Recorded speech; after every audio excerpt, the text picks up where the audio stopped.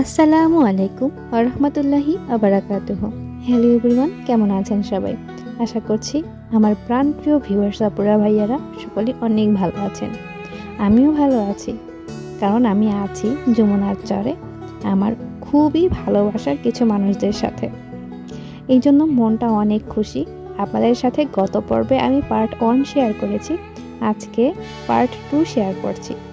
বলেই দিয়েছিলাম যেহেতু আমার ভিডিওটা অনেক বড় হয়ে গেছে, এই জন্য আমি 3টা পার্টে ভাগ করে নিয়েছি। আজকে তার দ্বিতীয় পার্ট।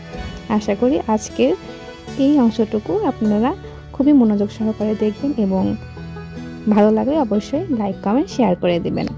গত পর্বে আমি আপনাদেরকে বলেছিলাম যে আমি একজন পেশায় উপসহকারী কমিউনিটি মেডিকেল অফিসার। অনেকেই আবার এই উপসহকারী কমিউনিটি মেডিকেল অফিসার অথবা মেডিকেল অ্যাসিস্ট্যান্ট এর সাথে প্যারামেডিক্যালের তুলনা করে থাকেন, তবে মেডিকেল অ্যাসিস্ট্যান্ট এবং প্যারামেডিক্যাল দুটাই কিন্তু আলাদা। ম্যাস হচ্ছে সংক্ষিপ্ত নাম এবং এর পুরো নামটা হচ্ছে মেডিকেল অ্যাসিস্ট্যান্ট ট্রেনিং স্কুল, যেটা 4 বছর মেয়াদী একটা কোর্স। 3 বছর আমরা একাডেমির মাধ্যমে পড়াশোনা করে থাকি এবং 1 বছর আমরা 9 মাস জেলাতে ইন্টার্নশিপ করি এবং 3 মাস হচ্ছে উপজেলাতে ইন্টার্নশিপ করি।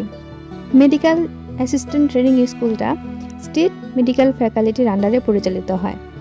মেডিকেল অ্যাসিস্ট্যান্টের জন্য যে আলাদা বোর্ড আছে সেটা একটা বোর্ড এবং নার্সিংয়ের জন্য কিন্তু আলাদা একটা বোর্ড, ফার্মেসি কাউন্সিলর একটা বোর্ড, আবার টেকনিক্যালি যারা এডুকেশন করে তাদের জন্য আবার আলাদা একটা বোর্ড।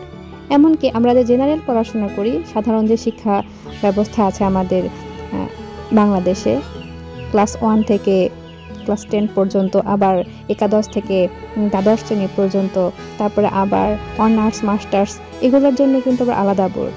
তো প্রত্যেকটা শিক্ষা ক্ষেত্রে আলাদা আলাদা ব্যবস্থা।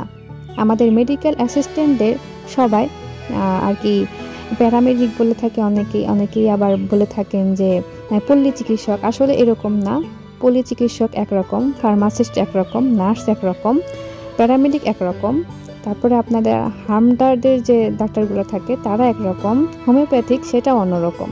প্রত্যেকটা সেক্টরে প্রত্যেকটা মানুষের কাজ কিন্তু ভিন্ন ভিন্ন। সবাই আমরা মেডিকেল নিয়েই পড়াশোনা করি, ওষুধ নিয়েই পড়াশোনা করি, মেডিসিন নিয়েই পড়াশোনা করি, কিন্তু তারপরেও সবার কাজ ভাগ ভাগ করে দেওয়া, সবার পদবিগুলোও ভাগ ভাগ করে দেওয়া। আশা করি আজকে আপনারা আমার এই কথার মাঝে কিছুটা হলেও বুঝতে পেরেছেন যে আসলে আমাদের প্রত্যেকটা এই স্বাস্থ্যক্ষেত্রে অনেক অনেক পদ আছে এবং সবারই যার যার নিজস্ব যে পদগুলো আছে, কাজগুলো সবারই ভিন্ন ভিন্ন। আপনাদের সাথে আমি কথা বলতে বলতে একটা বাড়িতে চলে আসলাম। আসলে এইটা আর একটা দাইমার বাড়ি। আমাদের তো আগের যুগে এত ডাক্তার ছিল না, আমাদের কিন্তু ধাত্রীমা বা দাইমারে কিন্তু ডেলিভারি করাতো। তো ওইরকম একটা দাইমায়ের বাড়িতে আমরা এসেছি। বিশাল বড় উঠান, এই উঠান দেখে তো আমি অনেকটাই অবাক হয়ে গেছি যে এত বড় উঠান কিভাবে তারা ঝাড় দেয়। তারপরে সেই দাইমার কাছ থেকে শুনতে পেলাম যে তার যে ছেলের বউরা আছে সবাই যার যার ঘরের সামনে ভাগ ভাগ করে ঝাড় দেয়, এতে কারো কোনো সমস্যা হয় না। আর মুরগিটাও কিন্তু দেখতে অনেক সুন্দর। আর আমাদের এই দাইমা কিন্তু আমাকে এই মিষ্টি আলুর গাছ তুলে দিচ্ছে, মিষ্টি আলুর শাক খাওয়া যায় এবং সেই সাথে এটা আমি বাড়িতে নিয়ে বপন করে দেবো। ভিডিওর এই পর্যায়ে যারা চলে এসেছেন তাদেরকে আমি রিকোয়েস্ট করব, আমার ব্লগটি আজকে ভালো লেগে থাকলে এবং কথাগুলো ভালো লেগে থাকলে অবশ্যই আপনারা একটা লাইক, কমেন্ট এবং শেয়ার করে দেবেন।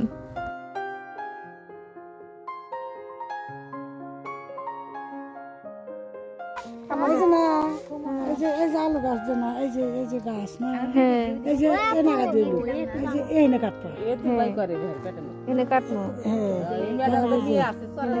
এনে কাটবা, এইটা এই গাছ দোকা কাটলিও যাবো। হ্যাঁ ডোকা গালিও আর যদি যে ছিঁড়া দিলাম না, হাতটি খাইবো, হুটকি দেখি মা কাঁদবি, ভালো লাগবে না? হ্যাঁ ভালো লাগে।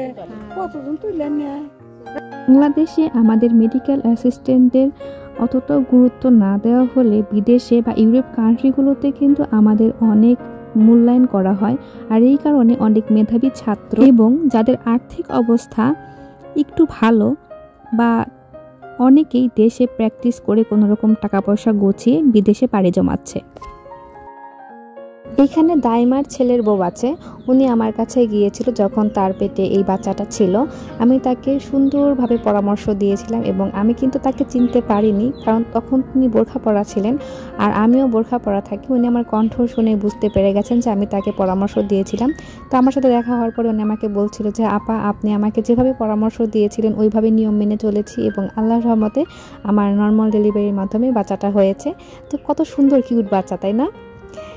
এরপরে চলে আসলাম আমাদের আর একটা কাছের মানুষের বাসায়। আমার অনেক দিনের ইচ্ছা ছিল আমি খেসারির শাক ভর্তা খাবো। তো আসলে আসার পরে দেখি সত্যি সত্যি সেই বাড়িতে খেসারির শাক ভর্তা করা হয়েছে। তো ওই শাকটাতে আমি ভাত খাবো এবং সেই সাথে আপনাদের সাথে আমি মেডিকেল অ্যাসিস্ট্যান্ট এই কোর্স বা আমাদের পদবি নিয়ে আরেকটু আলোচনা করব।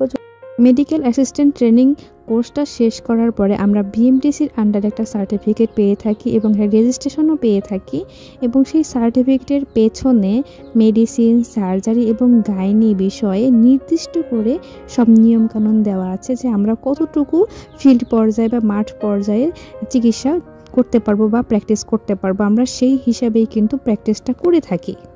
আমরা যেটা পারবো না, আমাদের সিনিয়র কিন্তু এমবিবিএস আছেনই, তাদের কাছে আমরা রোগী রেফার করে দেব, কিন্তু রিস্ক নিয়ে কোনো কাজ আমাদের দ্বারা করা সম্ভব না বা আমাদের কিন্তু সেই অনুমতি দেওয়া হয়নি।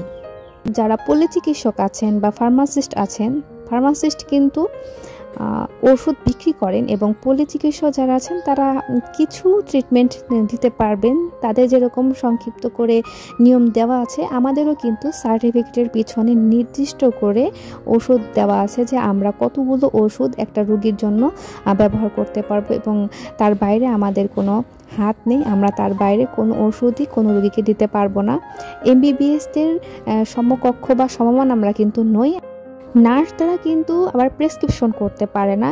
তারা এমবিবিএস অথবা ডাক্তার যখন নির্দেশনা দেবেন ঠিক তখনই একজন রোগীকে তারা সেবা শুশ্রূষা করবেন, এটাই হচ্ছে তাদের নিয়ম। এবং তারা ডাক্তারের পরামর্শ অনুযায়ী, ডাক্তারের অর্ডার অনুযায়ী বলেন, নির্দেশনা অনুযায়ী বলেন, সেই অনুযায়ী কিন্তু তারা রোগীকে ওষুধ দিয়ে থাকেন।